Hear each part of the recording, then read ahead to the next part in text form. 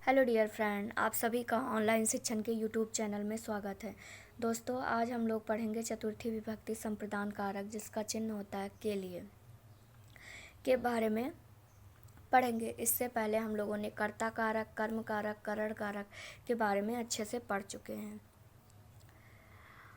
और तो आज की वीडियो हम स्टार्ट करते हैं। तो सबसे पहले पढ़ते हैं चतुर्थी विभक्ति यानी संप्रदान कारक हमारा होता क्या है। तो कर्ता जिसके लिए कार्य करता है उसे ही संप्रदान कारक कहते हैं। यानी कर्ता जो हमारा होता है जिसके लिए कार्य करता है वही संप्रदान कारक कहलाता है। तथा जिसको कोई वस्तु दी जाए वहाँ पर भी संप्रदान कारक होगा। यानी दान या भेंट जिसको दी जाए, जहाँ पर ऐसे शब्दों का बोध हो रहा हो वहाँ पर भी चतुर्थी विभक्ति संप्रदान कारक होगा। उदाहरण से देखते हैं। राजा विप्राय गायम ददति, यानी राजा गाय ब्राह्मण को देता है। तो राजा यहाँ पर भेंट दे रहा है ब्राह्मण को, इस वजह से यहाँ पर चतुर्थी विभक्ति होगी। स भिक्षुकाय वस्त्रम ददति, यानी वह भिखारी को वस्त्र देता है। तो भिखारी को वस्त्र कौन दे रहा है? वह दे रहा है। तो यहाँ पर भी भेंट दे रहा है, इस वजह से चतुर्थी विभक्ति होगी। अगला हमारा सूत्र है रुचिथारनाम प्रियमाणा, यानी कि रुचि के अर्थ रखने वाली धातुओं में भी चतुर्थी विभक्ति होगी। उदाहरण से देखते हैं। बालकाय दुग्धम रोचते, यानी बालक को दूध अच्छा लगता है। फिर महनम मोदकानि रोचते, मुझे लड्डू अच्छे लगते हैं। हरे भक्ति रोचते, हरि को भक्ति अच्छी लगती है। तुभ्यम मिष्ठान रोचते, तुम्हें मिठाई अच्छी लगती है। तो यानी जहाँ पर रोचते अच्छी लगने की बात होगी वहाँ पर हमारा चतुर्थी विभक्ति संप्रदान कारक होगा। और जहाँ पर भेंट की बात होगी वहाँ पर भी संप्रदान कारक होगा। और जहाँ कर्ता किसी के लिए कार्य करेगा वहाँ पर भी संप्रदान कारक होगा। नेक्स्ट हमारा जो अगला सूत्र है वो क्या कह रहा है?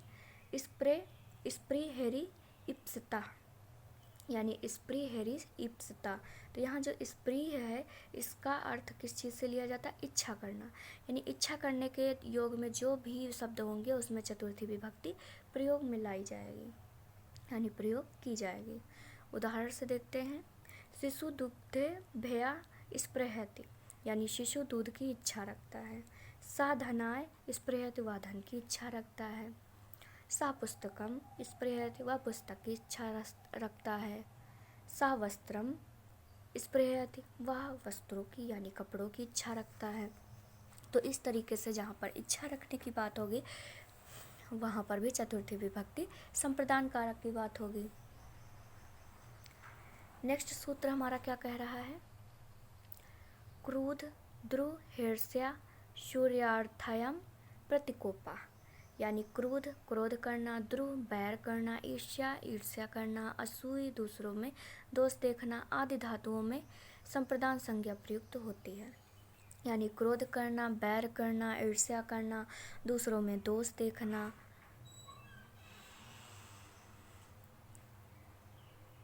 इन सभी में संप्रदान कारक प्रयुक्त हो। इसके उदाहरण देख लेते हैं। हरे क्रोधयति, हरि पर क्रोध करता है। सह रामाय ईर्ष्यति, वह राम से ईर्ष्या करता है।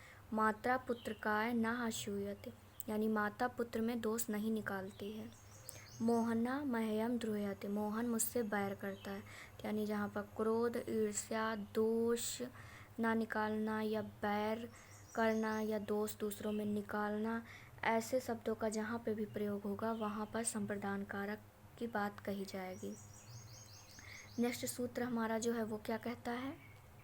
नमः स्वस्ति स्वाहा स्वधालम वसट योगाच, यानी नमः स्वस्ति स्वाहा स्वधालम वसट योगाच, जहाँ पर नमस्कार, कल्याण, देवताओं को दी जाने वाली आहुति, पूर्वजों को दी जाने वाली आहुति, पर्याप्त, देवताओं के लिए भेंट, इन ऐसे शब्दों की बात कही जाएगी वहाँ पर भी संप्रदान कारक होगा। जैसे नमः नमस्कार, स्वस्ति, कल्याण, स्वाहा देवताओं को दी जाने वाली आहुति, स्वाधा पूर्वजों को दी जाने वाली आहुति, अलम मीन्स पर्याप्त, वशट मीन्स देवताओं के लिए भेंट। दोस्तों, जब हवन या क्या बोलते हैं यज्ञ होता है तो जो हम लोग हवन सामग्री को अग्नि कुंड में डालते हैं तो क्या डालते समय कहते हैं स्वाहा, तो वो देवताओं को दी जाने वाली आहुति होती।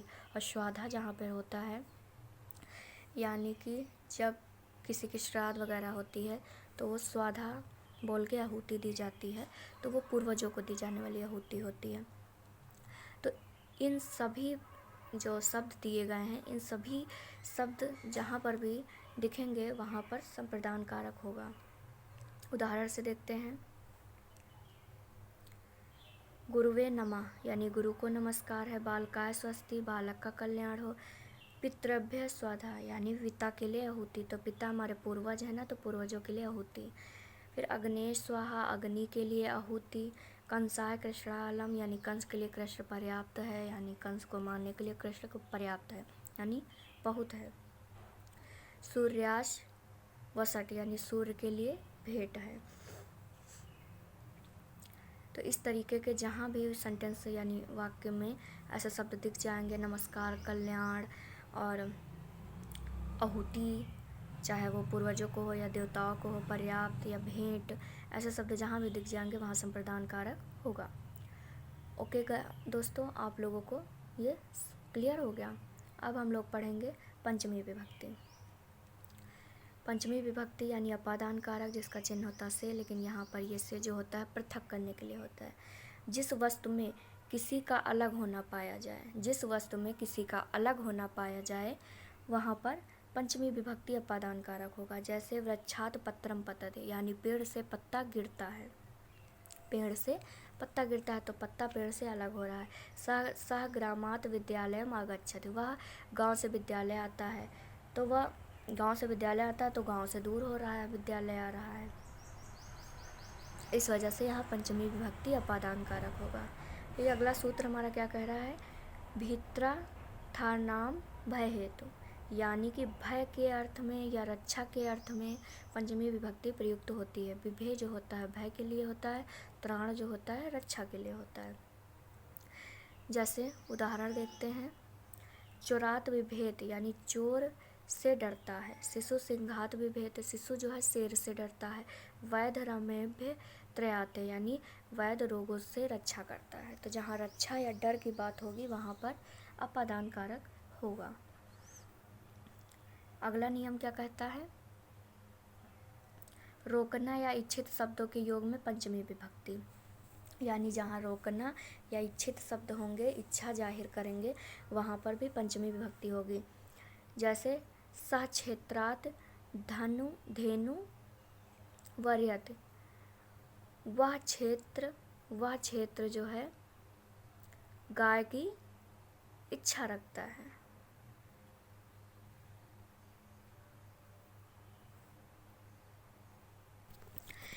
सा क्षेत्रात धेनु वारयति यानी कि वह खेतों से गाय को हटाता है। सा क्षेत्रात धेनु वारति यानी कि वह खेतों से गाय को हटाता है। नेक्स्ट होगा माता शिशु माशकात वारत, यानी माता जो है शिशु से मच्छरों को हटाती है, यानी हटाना, रोकना, इच्छा रखना, जहाँ पर ऐसे शब्द होंगे वहाँ पर होगा अपादान कारक। नेक्स्ट नियम क्या कहता है, जहाँ पर नियम पूर्वक कुछ पढ़ा जाए वहाँ पंचमी विभक्ति होती है, यानी जहाँ पर नियम पूर्वक कुछ पढ़ा जाए वहाँ पर भी पंचमी विभक्ति होती है। जैसे कि सह शिक्षकात संस्कृतम पठति, यानी वह शिक्षक से संस्कृत पढ़ता है। सह उपाध्याय पठति, वह उपाध्याय पढ़ता है। तो यहाँ नियम अनुसार पढ़ रहा है, इस वजह से यहाँ पर पंचमी विभक्ति अपादान कारक होगा। नेक्स्ट नियम क्या कहता है, जहाँ पर कोई वस्तु उत्पन्न होने का बोध हो वहाँ पंचमी विभक्ति होती है, यानी जहाँ पर कोई वस्तु उत्पन्न होने वाली हो वहाँ पर भी पंचमी विभक्ति होती है। जैसे उदाहरण ब्रह्मणा प्रजा प्रजेते, यानी ब्रह्मा से प्रजाएं उत्पन्न होती हैं। माता से पुत्र उत्पन्न होता है, माता पुत्र है प्रजेते। तो इस तरीके के जहाँ पर भी शब्द होंगे यानी वाक्य सेंटेंस होगा वहाँ पर अपादान कारक पंचमी विभक्ति होगी। नेक्स्ट नियम क्या कहता है, जहाँ पर पराजय का बोध हो वहाँ पंचमी विभक्ति होगी। जैसे अध्ययनात् पराजयते, यानी अध्ययन से हार मानता है, वह युद्ध में हार मानता है। इस तरीके के जहाँ पर भी सेंटेंस या वर्ड दिए होंगे वहाँ पर पंचमी विभक्ति अपादान कारक होगा, यानी हार मानने की वजह से वह अलग हो रहा है। नेक्स्ट नियम क्या कहता है, जुगुप्सा यानी घृणा, विराम यानी रोकना या हटाना, प्रमाद यानी असावधानी करना, इन धातुओं में भी पंचमी विभक्ति होती है। यानी घृणा, रोकना, हटाना या असावधानी में पंचमी विभक्ति होती है। उदाहरण देख लेते हैं, सज्जना सदा पपात जुगुप्से, यानी सज्जन सदा पाप से घृणा करते हैं। जो सज्जन यानी सही लोग होते हैं वो पाप से घृणा करते हैं, यानी नहीं पसंद करते हैं। एते छात्रा अधर्मात् विरमन्ति, यानी ये छात्र अधर्म से विरत रहता है। मोहन धर्मात् प्रमादति, यानी मोहन धर्म से प्रमाद करता है। तो इस तरीके के जहाँ पर भी वर्ड होंगे वहाँ पर पंचमी विभक्ति होगी। अगला नियम क्या कहता है, पृथक बिना नाना शब्दों में द्वितीया तृतीया पंचमी विभक्ति का प्रयोग होता है। यानी कि जहाँ पर अलग होना, बिना जैसे शब्द होंगे वहाँ पर द्वितीया तृतीया पंचमी विभक्ति तीनों का प्रयोग किया जा सकता है। किस तरीके से, एक उदाहरण से हम लोग देखते हैं। जैसे है यहाँ पर, माता के बिना मैं जीवित नहीं रह सकता, यानी माता के बिना मैं जीवित नहीं रह सकता। तो यदि अगर इसको द्वितीया विभक्ति से बनाएंगे तो अहम मात्रम बिना जीवतु न शक्यते बनेगा। यदि अगर हम लोग तृतीया विभक्ति से बनाएंगे तो अहम मात्रा बिना जीवतु न शक्यते होगा। और यदि अगर हम पंचमी विभक्ति से बनाएंगे तो क्या होगा, अहम मातुः बिना जीवतु न शक्यते। तो इस तरीके से हमारा अपादान कारक में जहाँ बिना अलग होने की बात ऐसी आती है तो वहाँ द्वितीया तृतीया और पंचमी विभक्ति का प्रयोग किया जा सकता है। और उदाहरण कुछ है उनको देख लेते हैं। जैसे हिमालयात गंगा प्रवहति, यानी हिमालय से गंगा निकलती है, तो हिमालय से गंगा अलग हो रही है। नदी पर्वतात निर्गच्छति, यानी नदी पर्वत से निकलती है। तो जहाँ पर ऐसे अलगाव के शब्द होंगे यानी इससे अलग होने की बात होगी, पृथक होने की बात होगी, वहाँ पर हमारा अपादान कारक पंचमी विभक्ति होगी। नेक्स्ट आज की विभक्ति पढ़ेंगे हम लोग षष्ठी विभक्ति। षष्ठी विभक्ति संबंध कारक काकी के, रारी रे, नानी ने, ये चिन्ह होते हैं जिसमें हम लोग पढ़ेंगे। सबसे पहले जानेंगे कि षष्ठी विभक्ति संबंध कारक है क्या। तो जहाँ पर संबंध बताया जाए वहाँ संबंध कारक होगा, लेकिन संस्कृत में संबंध कारक को कारक नहीं माना जाता है।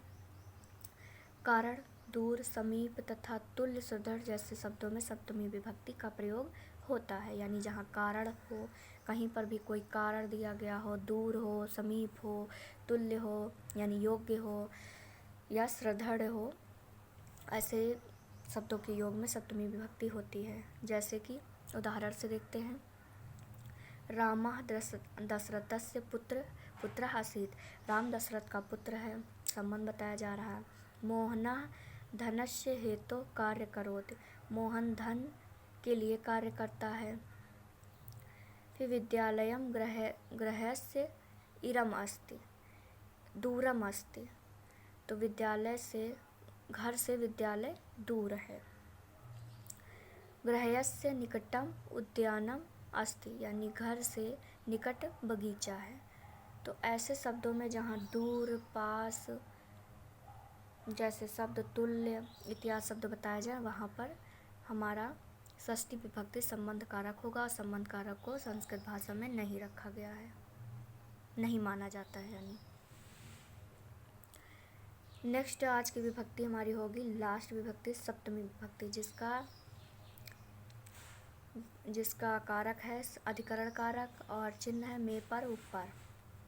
यानी जिस स्थान पर या जिस वस्तु पर कोई कार्य होता है उसे ही अधिकरण कारक कहते हैं। इसका आधार मुख्यतः 3 प्रकार से होता है। यानी जिस स्थान पर या जिस वस्तु पर कोई कार्य होता है उसे ही अधिकरण कारक कहते हैं। इसका आधार मुख्यतः 3 प्रकार से होता है। कौन कौन सा आधार है देख लेते हैं। पहला है औपश्लैषिक आधार। औपश्लैषिक आधार जहाँ कर्ता अथवा कर्म संयोग में रहते हैं, यानी कर्ता तथा कर्म संयोग में रहेंगे, यानी साथ में रहेंगे। उदाहरण से देखते हैं।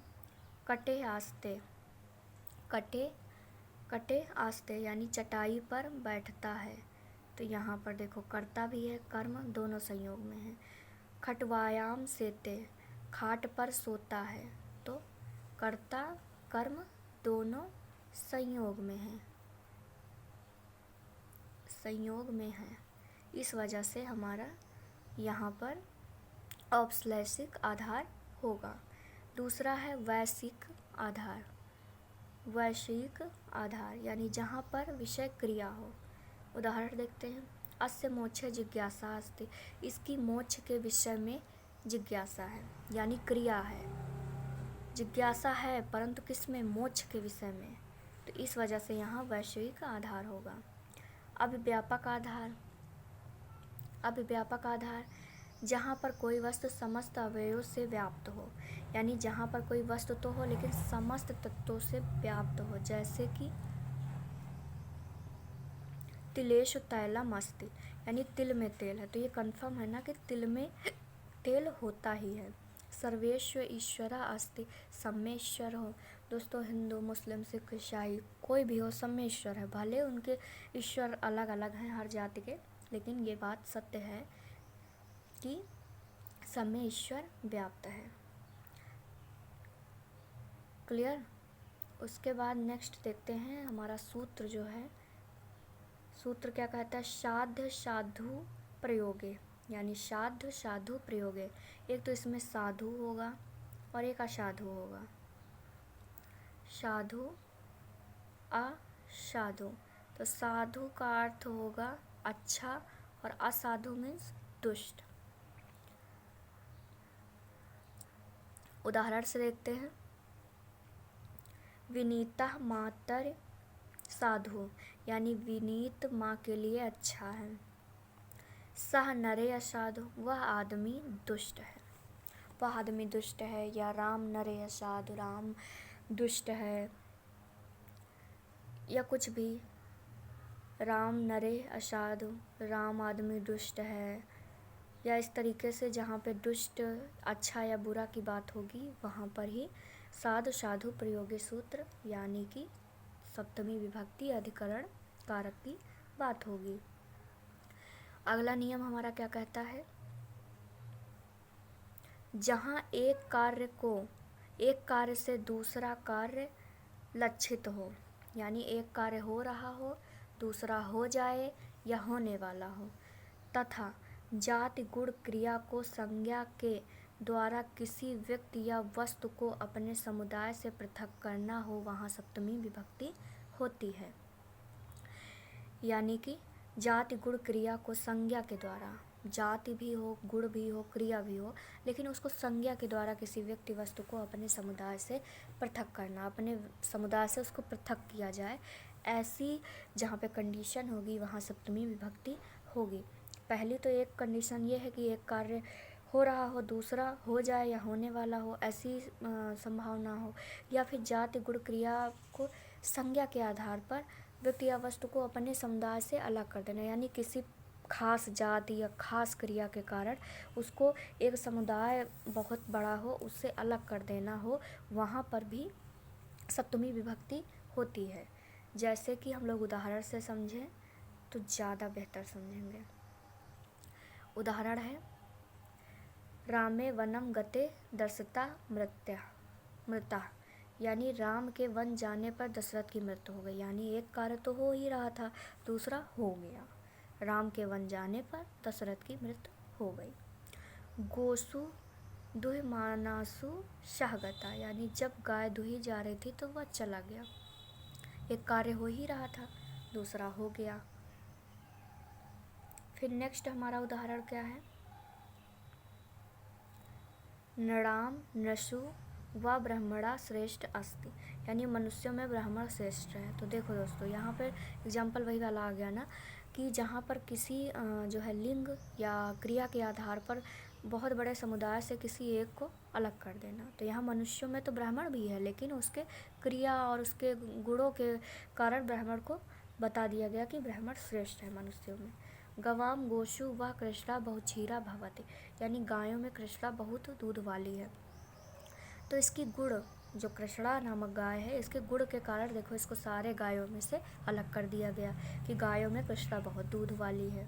तो जहाँ पर किसी समुदाय से उसकी योग्यता के कारण उसे अलग किया जाएगा, या फिर जहाँ पर एक कार्य हो रहा हो दूसरा ऑटोमेटिक हो जाए या होने वाला हो, ऐसे उसमें सप्तमी विभक्ति प्रयोग में लाई जाएगी। दोस्तों, उम्मीद करती हूँ कि आज आप लोगों को संप्रदान कारक, अपादान कारक, संबंध कारक और अधिकरण कारक, ये 4 कारकों के विषय में और इनके नियमों के विषय में आप लोगों को अच्छे से समझ आया होगा। और दोस्तों, आप लोग इसे अच्छे से 2-3 बार वीडियो देखिए और इसको अच्छे से पढ़िए, क्योंकि इससे क्वेश्चन बहुत ज़्यादा आते हैं। कभी कभी सूत्र ही दे दिया जाता है, पूछता है ये सूत्र किस विभक्ति या किस कारक से संबंधित है, या फिर कभी कभी कोई वाक्य ही दे दिया जाता है और पूछता है कि ये वाक्य में कौन सा कारक होगा। तो आप लोगों को पढ़ना और जानना अति आवश्यक है। इससे आप लोगों के एग्ज़ाम में कम से कम 2 से 4 नंबर का क्वेश्चन ज़रूर से ज़रूर आता है। तो ये आप लोगों को पढ़ना बहुत ही ज़रूरी है। जितने खास सूत्र है उतने ही मैंने बताए हैं, बाकी आपको नियम के अनुसार बता दिया। ज़्यादा सूत्र आपको नहीं याद करने, जो खास हैं, पूछे जाते हैं, पिछली परीक्षाओं में हैं या फिर आपकी बुक्स में है, वही हमने लिए हैं। एग्जाम्पल भी मैंने कोशिश करी है कि वही मैं लूँ, क्योंकि जब भी क्वेश्चन पेपर बनता है तो आपकी बुक्स और आपकी सीरीज़ से ही बनाया जाता है, कहीं अलग से नहीं बनाया जाता। इसलिए मैं जितने भी उदाहरण लेती हूँ वो उतने आपकी बुक्स से ही होते हैं। तो आप लोग इसको अच्छे से 2-3 बार पढ़िए, तभी आपको अच्छे से समझ में आ जाएगा। और जब समझ में आ जाएगा तो ऑटोमेटिक आप लोगों को चीज़ें आ जाएंगी। बहुत कठिन नहीं है दोस्तों, आप लोग 2-3 बार इस वीडियो को देखिए, आप लोगों को आराम से आ जाएगा। जब आप लोग चीज़ें समझ जाएंगे तो सूत्र ऑटोमेटिक आ जाएंगे। सूत्र अलग बात नहीं कहते, सूत्र उन्हीं नियमों को कहता है, कम शब्दों में सूत्र उन्हीं नियमों को कह देता है। इस वजह से जब आप बातें समझ जाएंगे तो सूत्र ऑटोमेटिक आ जाएंगे। सूत्र बोलना लिखना बहुत कठिन नहीं होता है, आ जाएगा आपको तो आराम से आप लोग कर लेंगे। जैसे कि कभी कभी क्वेश्चन आ जाता है कि एनांग विकारा कौन सा सूत्र है, किस कारक से मतलब संबंधित है। तो इस तरीके से जैसे वो करण कारक से तमाम 4 ऑप्शन दे देगा, करण कारक, कर्ता कारक और अपादान कारक या संबंध कारक। तो उसमें राइट आंसर आपको देखना होगा। तो एनांग विकारा जो होता है वो करण कारक होता है, यानी शरीर में किसी भी प्रकार का विकार हो वो एनांग विकारा होता है, विकार के अंतर्गत आता है, यानी करण कारक में। तो इस तरीके का क्वेश्चन दे दिया जाता है, या फिर कोई सेंटेंस दे दिया जाता है, बताया जाता है ये सेंटेंस किस कारक से संबंधित है। तो इस तरीके के क्वेश्चन आ जाते हैं। तो ये आप लोग तभी कर पाएंगे जब आप लोगों को ये सब चीज़ें आ जाएंगी अच्छे से। दोस्तों, एक बात और, इससे पहले जो संडे को एक टेस्ट सीरीज आई थी आप लोगों के लिए, उसमें एक क्वेश्चन गलत हो गया था, जिस पे आज हम लोग बात करेंगे। उसमें मुझे कांडों की वजह से गलत हो गया था, कांड की वजह से, क्योंकि रामायण में भी 7 कांड होते हैं, रामचरितमानस में भी 7 कांड होते हैं, सातों सेम का सेम है, पर उनकी लैंग्वेज और उनके राइटर अलग अलग हैं। तो बात करते हैं रामायण। एक क्वेश्चन था उसमें कि रामायण के रचयिता कौन है। तो रामायण के रचयिता वाल्मीकि हैं, बहुत सारे बच्चों ने बताया था, सही बताया था। रामायण के रचयिता वाल्मीकि जी हैं और रामचरितमानस के गोस्वामी तुलसीदास जी हैं। और ये रामायण जो है ये संस्कृत भाषा में लिखी गई है। 24,000 श्लोक हैं इसमें। कांड इसमें भी 7 हैं। कौन कौन से? बाल कांड, अयोध्या कांड, अरण्य कांड, किष्किंधा कांड, सुंदरकांड और लंका कांड को रामायण में वाल्मीकि जी ने युद्ध कांड नाम दिया है, उत्तरकांड। यानी सातों के सातों कांड सेम होंगे, बस इसमें युद्ध कांड है। तो युद्ध कांड को हम लोग बहुत ही आसानी से याद कर सकते हैं, जैसे कि देखते हैं। अभी देखो, बाल कांड यानी कि पहले राम जी का जन्म हुआ, कहाँ हुआ? अयोध्या में हुआ। अयोध्या में उनकी शादी भी हुई सीता जी से, जन्म हो गया, शादी हो गई। उसके बाद अरण्य कांड, यानी कि उन्हें वनवास मिल गया। फिर किष्किंधा कांड, सीता जी का हरण हो गया और उन्हें हनुमान जी की खोज में निकल पड़े। तो खोज में निकले तो यहाँ हनुमान जी मिल गए और वहाँ पे हुआ सुंदरकांड। सुंदरकांड में फिर योजना बनी और लंका पे समुद्र में जो रास्ता बनी और युद्ध के लिए तैयारी हुई। तो यहाँ सुंदरकांड से तैयारी होते होते यहाँ पर युद्ध हो गया। युद्ध होने के बाद विजयी हो गए, विजयी होके वो अयोध्या आ गए। फिर उत्तरकांड में बात कही गई है कलयुग की, यानी इस समय जो कलयुग चल रहा है इसकी बात तब कही गई थी कि कलयुग में लोग कैसे होंगे, कैसी विचारधारा के होंगे। तो इस तरीके से हम लोग बाल कांड, अयोध्या कांड, अरण्य कांड, किष्किंधा कांड, सुंदरकांड, युद्ध कांड और उत्तरकांड 7 कांड होते हैं रामायण में। अब बात करते हैं रामचरितमानस की। तो रामचरितमानस यानी लेखक हैं गोस्वामी तुलसीदास जी। भाषा कौन सी है? अवधी भाषा में लिखा गया है। इसमें भी 7 कांड होते हैं, बाल कांड, अयोध्या कांड, अरण्य कांड, किष्किंधा कांड, सुंदर कांड। दोस्तों यहाँ युद्ध को लंका कांड, तो लंका कांड को ही वाल्मीकि जी ने युद्ध कांड लिखा है। और लंका कांड और उत्तरकांड, यानी रामायण और रामचरितमानस में सिर्फ कांड एक ही अलग है, लंका कांड, युद्ध कांड है। दोनों बात एक ही कही गई, बस नाम चेंज हो गए हैं। तो इस तरीके से हमारा रामचरितमानस और रामायण के रचयिता वाल्मीकि जी, रामचरितमानस के रचयिता गोस्वामी तुलसीदास जी और महाभारत के रचयिता वेद व्यास जी। तो ये तीनों हमारे बहुत बड़े महाकाव्य हैं, यानी कि हमारे धार्मिक पुस्तकें हैं जो हमारे धर्म में प्रचलित हैं। हम लोग इनका सम्मान करते हैं और प्रयोग में भी लाते हैं और इनकी पूजा भी करते हैं। तो दोस्तों उम्मीद करती हूँ कि आप लोगों को ये वीडियो अच्छा लगा होगा। और दोस्तों एक क्वेश्चन उसमें और था कि संस्कृत में स्वरों की संख्या कितनी है, तो मैंने 13 बताई थी। तो दोस्तों राइट आंसर 13 ही होगा। कुछ बच्चे उसमें 9 बता रहे थे, तो 9 नहीं होगा, 13 ही होगा। देख लेते हैं किस तरीके से 13 होगा। छोटा, बड़ा, छोटी ई, बड़ी ई, छोटा ऊ, बड़ा ऊ, री, ली, उसके बाद ए, आए, 1 2 3 4 5 6 7 8 9 10 ए आए, ओ आओ,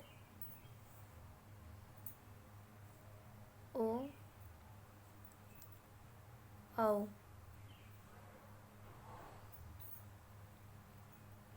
अंग, आह। इस तरीके से दोस्तों हमारे स्वर होंगे, लेकिन अंग आ को अयोग्य वा कहा गया है। यदि मूल स्वर की बात करें तो मूल स्वर हमारे कितने होंगे? आ, ई, ऊ और री और री। ये इतने हमारे मूल स्वर होंगे, यानी मूल स्वर की संख्या 1 2 3 4 5 होगी।